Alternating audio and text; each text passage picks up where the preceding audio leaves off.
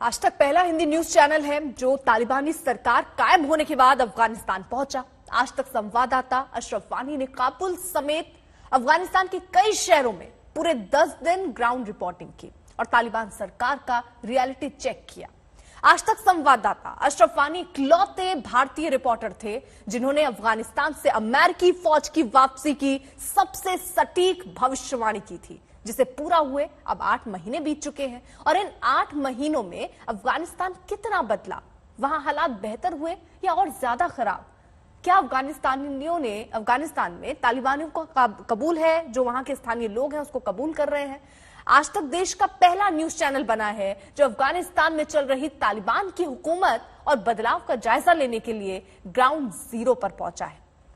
अब हम आपको काबुल शहर की उन सड़कों से एक्सक्लूसिव ग्राउंड रिपोर्ट दिखाते हैं जहां 8 महीने बाद काबुल में गाड़ियों के हॉर्न की आवाजें हैं, लोगों के चेहरों पर सुकून के भाव हैं और तालिबान का जो खौफ था वो भी महसूस नहीं हो रहा था। 8 महीने हो गए तालिबान से, लेकिन बात यह है कि शहर बाजार में बहुत अच्छी तरह से काम चल रहे हैं।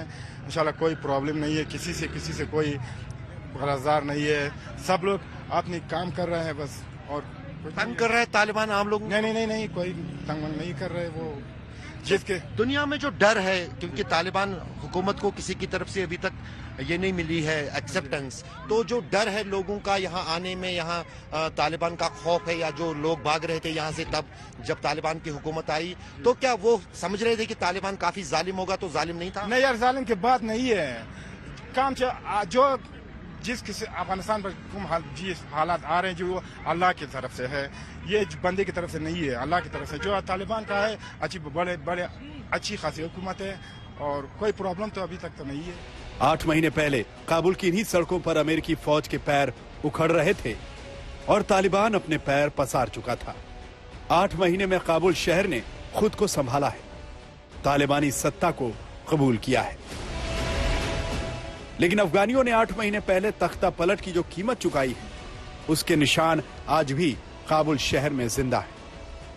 अफगानिस्तान में जगह जगह पर अमेरिका ने उस तरह के बंकर बनाए थे जो काफी सुरक्षित और महफूज माने जाते थे। अब इन बंकरों का इस तरह का हाल है, ये अब ऐसे ही यहाँ अफगानिस्तान में जगह जगह पर खंडरात में बदल रहे हैं, क्योंकि तालिबान इनका कोई इस्तेमाल नहीं कर रहा है, न उन्हें उनकी जरूरत महसूस होती है।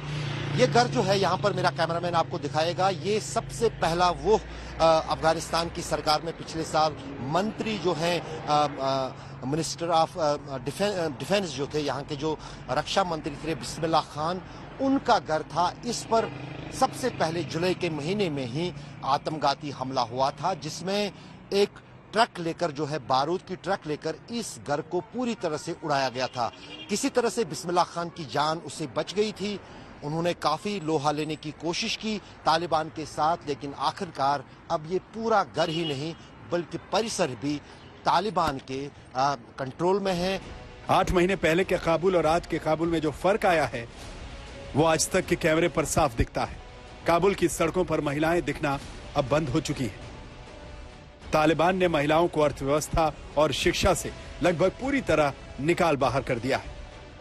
काबुल में जितने भी लोगों से हमने बात की, सभी ने तालिबानी सरकार की तारीफ ही की, लेकिन कहना मुश्किल है कि वो वाकई खुश हैं या तालिबान के डर से ऐसा कह रहे हैं। लेकिन एक हकीकत ये भी है, ये बच्चे जो हैं आज रमजान का महीना अंडे बेच रहे हैं, कई सारे जो हैं सड़कों पर भीख मांग रहे हैं। तो गरीबी तो है, लोगों के पास पैसा नहीं है, खाने की कमी है, लोग यहाँ पर नहीं आ रहे हैं जिस अंदाज से पहले आ रहे थे।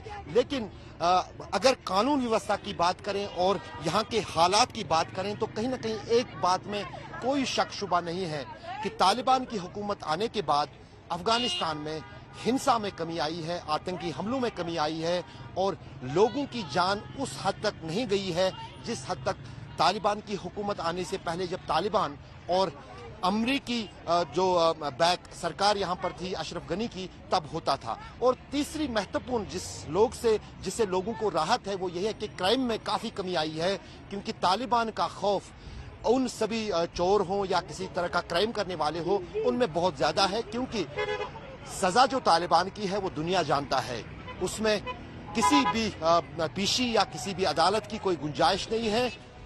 काबुल की सड़कों पर अब खून खराबा नहीं दिखता, लेकिन भूखमरी दिखती है। तालिबान राज में देश को पश्चिमी देशों और अंतर्राष्ट्रीय एजेंसियों से मिलने वाली आर्थिक मदद बंद हो चुकी है। अर्थव्यवस्था चौपट हो चुकी है, बेरोजगारी बढ़ गई है और सरकारी मुलाजिमों की तनख्वाहें रुक गई हैं। लोगों को नहीं पता कि हालात सामान्य होंगे या नहीं, लेकिन फिर भी लोग खुश हैं। भले ही लोगों के पास काम नहीं है, पैसा नहीं है, लेकिन इस बात का सुकून है कि कम से कम अब वो किसी विदेशी ताकत के गुलाम नहीं है। क्या फर्क दिखा तालिबान के आने के बाद अफगानिस्तान में? जिंदगी बेहतर हुई है या खराब हुई है? सीधे बताइए सच। बिल्कुल नहीं, ना हम तालिब से डर रही है ना मुझसे डर रहता है। तो बिल्कुल आगे भी हमारा मुल्क है, वो भी इस फर्क ये है कि उस वक्त पैसा था, कार था, काम था, लेकिन उस वक्त जुल्म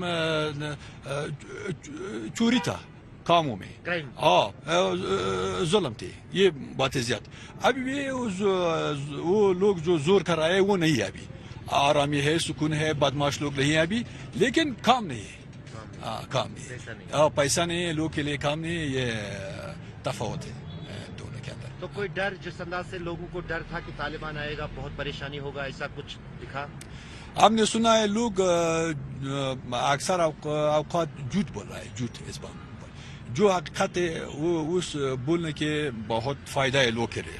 हकीकत जो सच है वो बताए। हम तालिब नहीं है, लेकिन ना इससे डर रही है। लेकिन बात यह कि मुल्क हमारे, अगर हम झूठ बोले तो उसका सदमा पास हमारे वतन के, हमारे लोग पर पहुंच सके। बात यह है कि डर है क्योंकि ये लोग जो है इसका नुकसान ये है अभी हर जगह पर तलाशी है, हर जगह पर तलाशी के लिए इतना ज्यादा तलाशी आम लोग पर ये अच्छा नहीं है। तालिबान ने अफगानिस्तान में दोबारा से सत्ता तो हासिल कर ली। अफगानिस्तान के लोगों ने भी तालिबान को अपनी किस्मत मान लिया है। 8 महीने बाद अफगानिस्तान के जमीनी हालात तो यही बयां कर रहे हैं। अशरफ वानी, काबुल, अफगानिस्तान, आज तक।